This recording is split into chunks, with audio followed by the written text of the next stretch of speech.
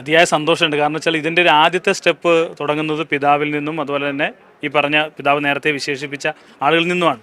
അവർ തുടങ്ങി വെച്ചൊരു കാര്യത്തെ ദൗത്യത്തെ നമ്മൾ മുന്നോട്ട് കൊണ്ടുപോകുക എന്നാണ്. അപ്പോൾ എന്നെക്കൊണ്ട് ചെയ്യാൻ കഴിയുന്ന കാര്യങ്ങളെല്ലാം ചെയ്തു എന്നാണ് ഞാൻ വിശ്വസിക്കുന്നത്.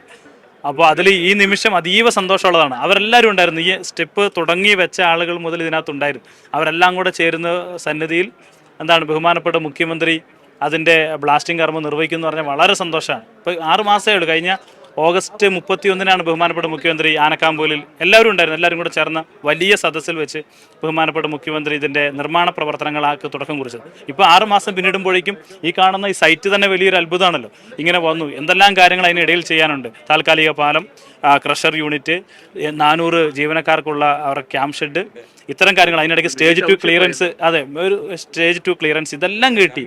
അത് കൂട്ടത്തിൽ ഫസ്റ്റ് ബ്ലാസ്റ്റ് നടത്താന്ന് പറഞ്ഞാൽ വളരെ സന്തോഷമാണ്. ഇപ്പോൾ ഞങ്ങൾ മനസ്സിലാക്കുന്നത് ഒരു ദിവസം 8 മീറ്റർ വെച്ച് പോകുന്നതാണ്. ഇപ്പോൾ 2 സൈഡിൽ നിന്നും കൂടെ തുടങ്ങുമ്പോൾ 16 മീറ്റർ ഒരു ദിവസം പോകും. അങ്ങനെയാണെങ്കിൽ നമ്മൾ വിചാരിച്ചതിനേക്കാൾ വേഗതയിൽ അത് കമ്മീഷൻ ചെയ്യാൻ കഴിയുമെന്നാണ് പ്രതീക്ഷിക്കുന്നത്. എല്ലാവരുടെയും പിന്തുണയാണ് ഈ വർക്കിന് ഏറ്റവും പ്രധാനപ്പെട്ട കാര്യം. ബഹുമാനപ്പെട്ട മുഖ്യമന്ത്രിയുടെ നിശ്ചയദാർഢ്യവും, ഈ 2 കാര്യങ്ങൾ.